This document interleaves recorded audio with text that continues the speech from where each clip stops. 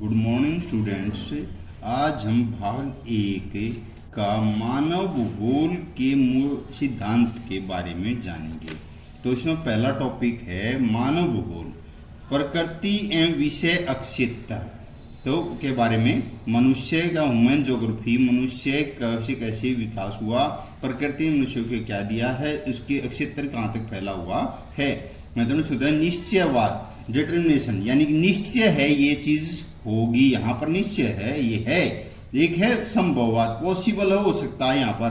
तो निश्चयवाद में मानव शक्तियों की अपेक्षा प्राकृतिक शक्तियों की प्रधानता स्वीकार करने वाला दर्शन है।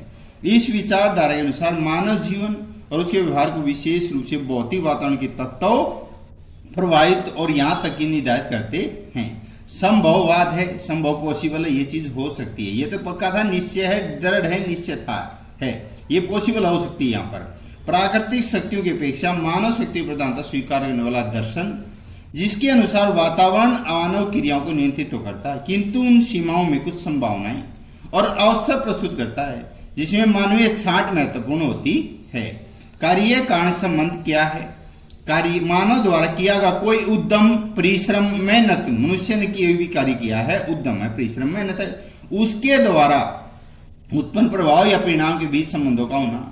उदाहरणतः अर्जित शिक्षा, जो शिक्षा में ग्रहण के शिक्षा माध्यम से व्यक्ति के व्यवहार में हम जितना ज्यादा पढ़ेंगे लिखेंगे उतना ही व्यवहार में कुशलता, सहनशीलता आएगी। सामाजिक आर्थिक स्तर पर होने वाले परिवर्तन में शिक्षा कारण और बदलावकारी है। इसी प्रकार सिंचाई व्यवस्था होने से कृषि क्षेत्र में होने वाला सकारात्मक आर्थिक बदलाव कार्य कारण का उदाहरण है। क्रमबद्ध भूगोल है, सिस्टमेटिक ज्योग्राफी, लगातार कोई भी चीज होना। भूगोल की वह शाखा जिसके अंतर्गत भौगोलिक तत्वों की क्षेत्रीय विभिन्नता, यानी कि हर क्षेत्र के हिसाब से वहां पर फेरबदल आता रहता है, क्रमबद्ध अध्ययन किया जाता है।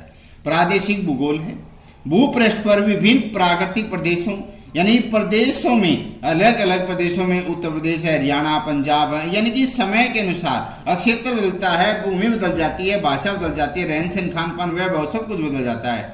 मानसून प्रदेश है, कहीं मानसून ज्यादा आती है, कहीं कम आती है, ये क्या है? पृष्ठ प्रदेश है, टुंड्रा प्रदेश आदि भौगोलिक अध्ययन है। सामान्य भूगोल है, भूगोल की वह शाखा जिसमें संपूर्ण पृथ्वी को इकाई मानकर इसके लक्षणों में विवेचन किया जाता है। विशिष्ट भूगोल, भूगोल की वह शाखा जिसमें अलग अलग प्रदेशों की संरचना के अध्ययन पर बल दिया जाता है।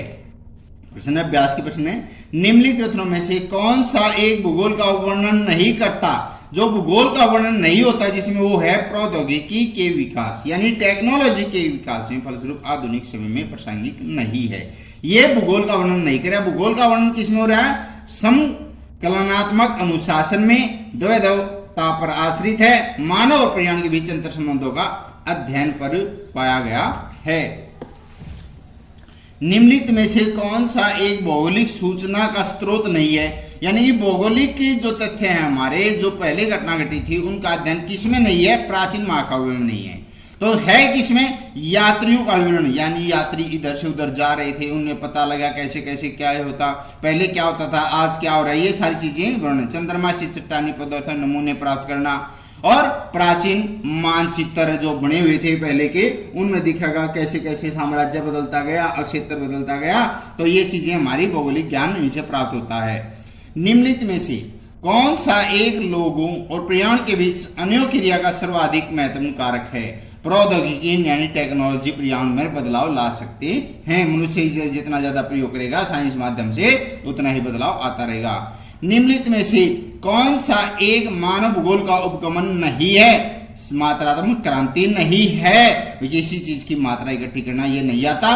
क्षेत्रीय विभिन्नता द्वारा हम भूगोल की जानकारी लेते हैं और स्थानीय संगठन जहां रहते हैं वो उसके बारे में जानकारी, अन्वेषण और वर्णन किया जाता है।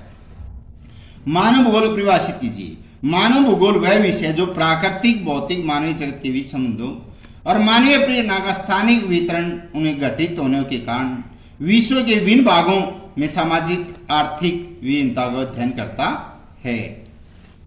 रेडचेल ने कहा है कि मानव जो है, मनुष्य भूगोल मानव समाजों और धरातल के बीच संबंधों का संरक्षित अध्ययन है। मानव भूगोल के कुछ उपक्षेत्र हैं: आर्थिक भूगोल, सांस्कृतिक भूगोल, सामाजिक भूगोल, जनसंख्या भूगोल, ऐतिहासिक भूगोल, राजनीति भूगोल आदि माने गए हैं। ये उप क्षेत्र हैं। इन माध्यमों से हम भूमि के गर्भ के अंदर की जानकारी प्राप्त कर सकते हैं, आर्थिक, सांस्कृतिक, सामाजिक, जनसंख्या, ऐतिहासिक, राजनीति भूगोल द्वारा। मानव भूगोल किस प्रकार अन्य सामाजिक विज्ञानों से संबंधित है? भौतिक भूगोल की तरह मानव भूगोल भी स्वयं एक स्वतंत्र विज्ञान नहीं है। अपनी विषय वस्तु, उसके विश्लेषण के लिए मानव भूगोल अनेक सामाजिक विज्ञानों पर निर्भर करता है। यह दूसरे विषयों से क्षेत्रीय संदर्भ प्रदान करता है जिसकी उनमें कमी होती है। आर्थिक क्रियाओं व जनसंख्या विषमताओं के अध्ययन के लिए मानव भूगोल अर्थशास्त्री जनांकीय सहायता लेता है। भूगोल स्थान का और इतिहास समय का। भूगोल जो है स्थान जहां हम रह रहे हैं कि यहाँ चीज ये होगी, तो इतिहास समय का यह था कि पहले कब क्या घटना घटी थी, नहीं केवल एक दूसरे के अंतर संबंधों की बल्कि एक दूसरे के पूर्व की हैं। फसलों के वितरण और उन्हें देने वाले भौगोलिक दशाओं के भूमि उपयोग के अध्ययन के लिए मानव भूगोल कृषि विज्ञान का सहारा लेता है। मानव समुदायों द्वारा सामाजिक संगठन, परिवार प्रणाली, श्रम विभाजन, रीति रिवाज, लोक नीति, प्रथाओं, जनजातियों के लिए मानव भूगोल समाज शास्त्र की हित और देखता है। यानी मनुष्य समाज के माध्यम से ही हर संगठन, प्रणाली, रीति रिवाज, चाल चलन, लोक नीति, ये सभी समाज के माध्यम से ही सीखता है। तो इसके अतिरिक्त अनेक सामाजिक विज्ञानों के साथ साथ मानव भूगोल का संबंध विभिन्न प्राकृतिक विज्ञानों से भी माना गया है। मानव के प्राकृतिकरण की व्याख्या है मनुष्य अपनी सांस्कृतिक विरासत से प्राप्त तकनीकी और प्रौद्योगिकी सहायता से अपने भौतिक प्रयाण में अनेक क्रिया करता है। महत्वपूर्ण बात यह नहीं कि मनुष्य क्या उत्पन्न निर्माण करता, बल्कि यह कि उन उपकरणों और तकनीकों की सहायता से उत्पादन निर्माण करता है। तो प्रौद्योगिकी की समाज की सांस्कृतिक विकास की सूचना मिलती है। मनुष्य प्रकृति नियमों के बेहतर ढंग से जानने के बाद प्रौद्योगिकी का विकास कर पाया। यानी मनुष्य ने प्रकृति को अच्छी तरह से, पेड़ पौधों को, सूर्य प्रकाश को, जल को अच्छी तरह प्रयोग करने से यानी टेक्नोलॉजी द्वारा विकास कर पाया है। उदाहरणतः घर्षण, ऊष्मा संयोजन, आग के आविष्कार ने हमारी सहायता की थी। यानी कि आग के आविष्कार से मनुष्य ने जंगली जानवरों से बचाव हुआ, भोजन को पकाकर खाने लगा, तो यह हमारी संस्कृति की सहायता थी। सभी विज्ञानों का जन्म प्रकृति से हुआ। कोई भी विज्ञान था सभी का किसे प्रकृति से हुआ। सभी उपकरणों, कार्यविधि, तकनीकों के हमें प्रकृति से ही सीखा है। अतः प्रकृति का ज्ञान प्रौद्योगिकी विकसित करने में महत्वपूर्ण है। आरंभिक मानव ने स्वयं को प्रकृति के आदेशों के अनुसार ढाल लिया है। जैसे सर्दी, गर्मी, बरसात, इनके मनुष्य डल जाता है क्योंकि उस समय मानव का सामाजिक सांस्कृतिक विकास आरंभ व्यवस्था में था। प्रौद्योगिकी नए के बराबर थी। समय के साथ साथ सामाजिक सांस्कृतिक विकास होता गया। लोग अपने पर्यावरण और प्राकृतिक तत्वों को समझने लगे। सक्षम प्रौद्योगिकी का विकास होने लगा। मनुष्य अपनी बुद्धि, कौशल, संकल्प शक्ति बल पर अनेक प्रयासों की छाप प्रकृति पर डालने लगा। प्रौद्योगिकी प्रारंभिक अवस्था में मनुष्य प्रकृति सुनता है, उसकी पूजा करता है।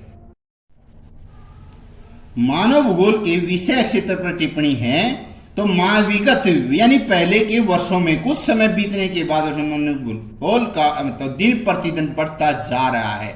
मनुष्य खोज पर खोज करता जा रहा है। वास्तव में फ्रांस के पाल विडाल डी लाप्लास तथा जीन ब्रोन्स ने मानव भूगोल को अत्यधिक महत्व देकर उसे उच्च शिखर पर बिठाया है।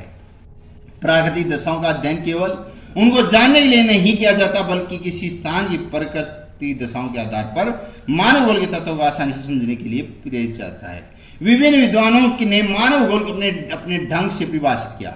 महत्वपूर्ण परिभाषाएं दी कुछ ने विडाल डी लाप्लास, हैटिंगटन, एलन सी सैंपल, जीन ब्रोन्स। तो विडाल डी लाप्लास ने कहा मानव भूगोल को भौगोलिक विज्ञान की सामान्य शाखा का एक नवीन अंकुर माना गया है, यानी कि नई खोज। आगे स्पष्ट करते हुए बता मानव भूगोल विकसित विचारों के व्यंजना है जो खोज और भौगोलिक ज्ञान के प्रति विकसित हुई है। हैटिंगटन मानव भूगोल भौगोलिक वातावरण की मानव की क्रियाकलापों गुणों के संबंध में स्वरूप और वेतन का अध्ययन है। एलन सैंपल मानव भूगोल अस्थिर पृथ्वी क्रियाशील मानव के बीच परिवर्तनशील संबंधों का अध्ययन है। जीन ब्रोन्स के अनुसार मानव भूगोल उन सभी वस्तुओं का अध्ययन है जो मानव कार्यकलापों द्वारा प्रभावित है और जो हमारी पृथ्वी के धरातलीय पदार्थों की एक विशेष श्रेणी में देखे जा सकते हैं। अतः मानव भूगोल एक दर्शन शास्त्र के समान माना है, यानी खोज पर खोज है। मनुष्य विचारधारा जीवन के दर्शन में किसी स्थान की भौगोलिक परिस्थितियों पर गहरा प्रभाव डालता है। मानव भूगोल मनुष्य उस पर वातावरण के प्रभाव को अध्ययन करता है। मानव भूगोल के विषय क्षेत्र कहाँ तक फैला हुआ है? मानव भूगोल का क्षेत्र बहुत ही विस्तृत फैला हुआ है। इसमें मनुष्य की आर्थिक क्रियाओं के अतिरिक्त मनुष्य की और भी क्रियाएं, जनसंख्या दिन पर दिन बढ़ती जा रही है और जनसंख्या बढ़ रही है तो समझो उसके लिए रहने के लिए, खाने के लिए हर चीज सुविधा चाहिए। उसका वितरण कहाँ तक है? नगर बनते जा रहे हैं, उनका आकार प्रकार, मनुष्य संस्कृति आदि सम्मिलित है। वास्तव में आर्थिक भूगोल केवल विस्तृत मानव की साख है। मानव क्रियाएं जो भौगोलिक वातावरण के परिणाम स्वरूप उत्पन्न हुई अनेक क्रियाएं हैं। जनसंख्या, वितरण का अंतर कितना है? बहुत ज्यादा है। मकान, उनके प्रकार की बनावट है, यानी मकान जो बने हुए थे कच्चे भी हैं, पक्के भी हैं, कुछ आगे हैं, कुछ पीछे हैं, कुछ गोलाकार हैं, कुछ रेखिक हैं, ये सभी बनावट हैं। जनसंख्या के आधार पर बढ़ते जा रहे हैं। यानी जनसंख्या ज्यादा होगी, मकान छोटे होते चले गए और खेतों में बनाना शुरू दिया तो खेत कम हो गए। मानव आदिवास ग्रामीण बस्तियां नगरीय बस्तियां हैं, यानी मनुष्य रह रहा है गांव में या नगरों में। मानवीय अर्थव्यवस्था, मनुष्य अपनी अर्थव्यवस्था कैसे मजबूत करता है? आखेट यानी शिकार के पशुपालन द्वारा, कृषि, खनन, उद्योग धंधे, आवागमन के साधन द्वारा। मानव भूगोल के अंतर्गत व्यक्तिगत दृष्टिकोण को सामाजिक दृष्टिकोण के रूप दिया जा रहा है।